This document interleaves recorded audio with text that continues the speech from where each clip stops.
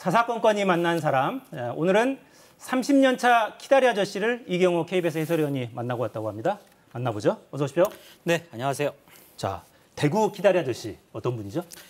네, 키가 커서 키다리 아저씨 이렇게 불리셨던 건 아니고요. 자신의 존재를 밝히지 않고 이웃을 여러 번 도와오셨는데 그게 이제 미국 소설 키다리 아저씨라고 있지 않습니까? 거기에 주인공과 닮았기 때문에 키다리 아저씨로 이렇게 붙여진 별명입니다. 대구에서 작은 사업체를 운영하시는 분인데요. 박묵은 대표십니다. 네. 이번 대통령 취임식 때도 참석하셨던 분이고요. 네, 맞습니다. 그동안 직접 만나서 익명으로 기부한 이유, 그리고 그렇게 거액을 기부한 이유, 다양한 이야기를 한번 들어봤습니다. 네. 네, 박묵은 씨는 대구에 위치한 직원 10여 명 정도 되는 작은 전기자재 유통업체 대표인데요. 1979년에 창업한 회사니까 올해로 43년째 사업체를 운영해 오고 계십니다. 먼저 그동안 남모르게 기부를 시작하게 된 동기를 한번 여쭤봤습니다. 저 자신이 도움을 못 받아가 학업을 못 해봤으니까 좀 감정이 올라가는데, 그래서 이제 제가 다음 한 분 있다나 한 사람 있다나 좀 더 내 같은 사람을 좀 적게 하자, 같이 좀 공부할 수 있는 여건을 만들어 보자, 이런 뜻으로 해가지고, 그 당시에는 처음에는 5만 원부터 시작해가 한 5만에서 10만 원 이런 식으로 해가지고 돈이 있으면은 현금으로 구자 알아가 보내고 이런 식으로 해가 그 생활을 한 10년 가까이 해왔어요. 네, 처음 30년 전에 기부를 시작할 때는 아주 작은 돈부터 시작했는데요. 지난 2000년부터는 이왕 시작한 기부를 좀 더 체계적으로 해보자, 이런 계획을 세우고서 기부금 액수를 좀 더 크게 늘리셨다고 합니다. 90년 초에는 조금 하다가 2000년도부터는 통장을 만들어서 그 통장이 지금 개인 거는 21번째. 또 개인에서 다 정리하다가 나눠가지고 법인 통장도 별도로 하고 있습니다. 그 기부용으로 만든 통장만 저렇게 많은 거군요. 네, 그렇습니다. 전체 기부 총액도 상당하겠습니다, 그럼. 지금까지 기부한 금액을 여쭤봤더니 한 20억 원 가까이 20억? 된다고. 속은 그 이상 넘는다고도 말씀하셨는데요. 10년 전부터는 매년 연말에 이 사회복지 공동모금에다가 한 1억 원 이상씩을 기부를 해오셨는데, 이 거액을 익명으로 기부를 하시다 보니까 지역사회에서 도대체 기부자가 누군지 궁금해하면서 별칭으로 이제 키다리 아저씨로 불리게 된 거죠. 아니, 좋은 일하는 거 알리고 싶었을 수도 있겠는데 익명으로 하신 이유는 뭐랍니까? 저도 그 부분이 가장 궁금해서 한번 여쭤봤습니다. 들어보시죠.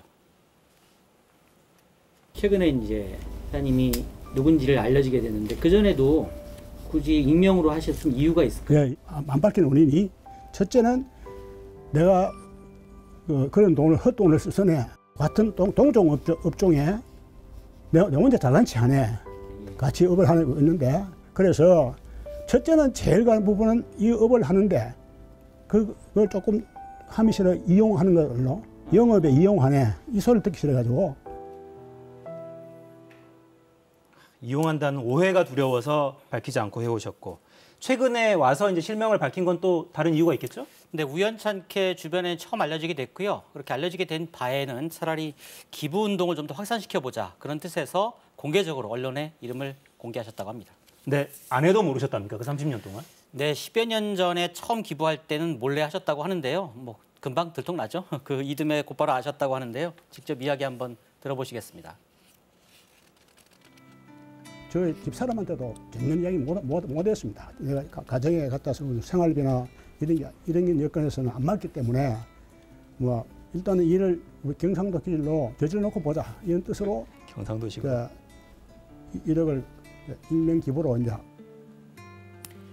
네, 아내분이 처음에는 상의 없이 결정한 것에 대해서 당황을 했지만 곧바로 남편의 뜻에 동의를 해주었다고 합니다. 자신의 기부가 혼자만의 일이 아니라 모두가 아내의 지지 덕분이라고 고마움을 표시했는데요. 결혼할 때만 해도 3평짜리 단칸방에서 신혼생활을 시작하셨고요. 넉넉지 않은 형편에 평생을 절약하면서 또 자녀들에게도 남에게 물려받은 그런 옷만 입혔다고 합니다. 사업을 시작하고 나서 형편이 조금씩 나아지셨고요. 또 그럼에도 불구하고 검소한 생활을 계속 이어가면서 모은 돈으로 기부를 시작하셨다고 합니다. 하니까 좀 화는 내지 않고, 마누라한테 해주는 게 없는데 이런 큰 돈을 한다는 자체가 부끄럽고, 그래서 못 했는데 웃고 넘어가서 세 번째부터는 같이 참여했어요. 가족들이 반대 안 하고 같이 이제 예, 이해를 예, 해주시고 예. 이게 큰 도움이 되셨겠네요 지금까지. 그렇죠. 이제 저도 좀 많이 미안했지만은 그냥 이런 마음을 벌려놨는 게고 내 뜻이 이렇다 하니까 그래서 이제 거기 했고. 네, 박무근 선생님도 선생님이지만 가족들도 보통 분들은 아니네요. 근데 이름이 알려진 다음에 좀 곤란한 일이 있었다고요? 네, 기사가 나가고 그 기사 밑에 달리는 댓글들 때문에 좀 힘드셨다고 하는데요. 이게 본인의 뜻대로 그렇게 기부를 해도 그게 뜻대로 쓰이지 않을 것이다. 이런 댓글이 달리면서 헛수고하는 거다. 뭐 이런 얘기들도 좀 들리면서 좀 불편해하셨다고 합니다. 한번 네. 들어보시죠. 이거 보면은 여러분들이 좋게도 응원하시는 분 있지만은 한 30% 내지 그는 한 50%까지는 그 돈이 어디로 가느냐를 의심하는 분들이 많아요. 그게 의심한다는 게 좀 이해가 안 되는데요. 댓글 달리는 분들이 예. 이 돈이 바로 좋은 데로 안 가고 당신 생각도 좋은 데로 안 가고 엉뚱한 데로 갈 건데 왜 이렇게 바보짓 하느냐부터 그 돈이 100% 간다 하는 건 보장이 없으니까 그건 있었지만은 그래도 또 좋게 이해하는 건 많으니까 이거는 바로 잡아가면 된다. 댓글 참.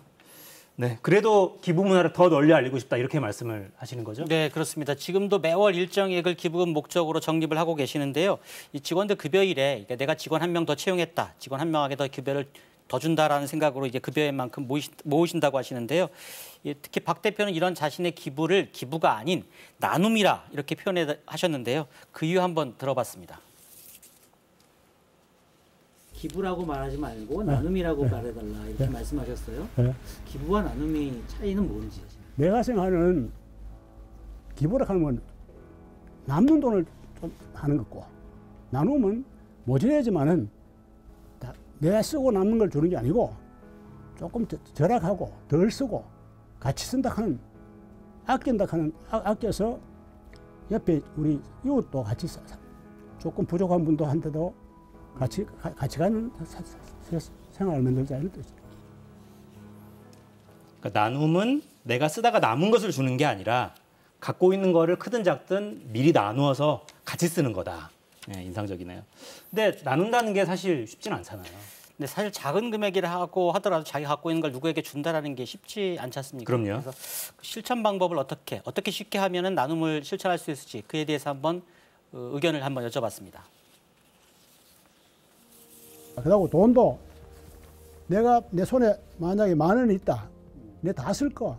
뭐 100원 아끼든지 1,000원 아끼가 나눔 해가지고 그 문화를 발전시켜 보면은 많으면 많은 대로 적으면 적은 대로에 또 같은 필요하신 데가 있고 이곳에는 좀 작은 돈이라도 없어가 또 곤란을 겪은 분이 있고 또 우리 사회단체가 많은 단체가 이제 이런 데 적극적으로 협조하고 활동하고 있으니까 절대 돈 적다고 계산하지 마시고 한번 참여해봐라.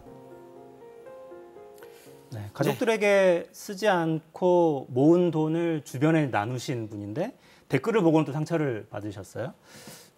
이번에 대통령 취임식에도 초대를 받으셨고 그 뒤에도 청와대 아마 한 번 더 가셨었죠? 대통령실에? 네, 식사 한번 하시러 가셨는데요. 재밌는 얘기가 그때 그동안 같이 자기 기부에 동의를 해준 그 부인을 한번 모시고 가고 싶었는데 사정이 여의치 않아가지고 혼자만 가게 된 것에 대해서 굉장히 아쉬워하셨습니다. 네, 그러니까 뭔가 이 기부 문화 이런 것들을 제도적으로 좀 뒷받침해달라 이런 부탁을 하셨을 법도 한데요. 정부에서도 좀 더 기부 문화 확산을 위해서 나눔 문화죠. 나눔 문화 확산을 위해서 좀 더 이렇게 독려를 해줬으면 좋겠고 특히 이 기부금을 모금해서 이렇게 곳곳에 나눠주는 단체들이 좀 더 투명하게 운영됐으면 좋겠다 이런 말씀하셨는데요.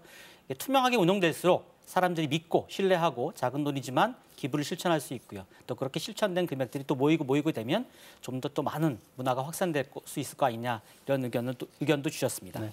그러니까요. 이 좋은 일을 하시는데 관련 기사 댓글에 그 돈이 어디로 가는지 알고 그러느냐 이런 댓글 달리는 게 서글프기도 한데 사실 그런 일들이 많았기 때문에 그동안 몇 차례 있긴 했는데요. 아마 뭐 소수의 사례긴 하고 또 곳곳에 또 기부금 모금해가지고 이렇게 좋은 데 쓰시는 단체들이 많이 있기 때문에 뭐 100% 되게끔 그렇게 100% 좋은 곳에 쓰기게끔 위해서 우리가 노력을 해야 되겠죠. 네. 자, 나누는 거는 정말 너무 중요하고 또 좋은 일이니까요.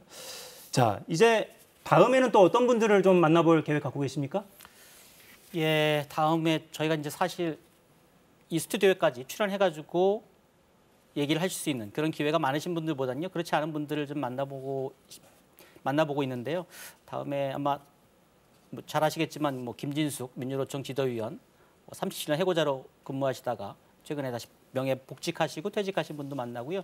그 다음 주에 아마 저희 최근 화제가 되고 있는 드라마 있죠. 우리들의 블루스. 저희 KBS 드라마는 아닙니다. 거기에 나오는 대한민국 최초의 다운증후군 그 배우 배우 정은혜 씨를 또 만나보고 오겠습니다. 네, 알겠습니다. 기대하겠습니다. 자, 오늘 저희 만나본 박무근 선생님 이 사연이 좀 사회의 건강한 나눔 문화 퍼지는데 조금이라도 도움이 됐으면 좋겠다 이런 바람도 가져보겠습니다. 자, 마무리하죠. 이경호 해설위원이었습니다. 고맙습니다. 네, 감사합니다. 자, 사사건건 6일 현충일까지 쉬고요. 화요일에 돌아오겠습니다.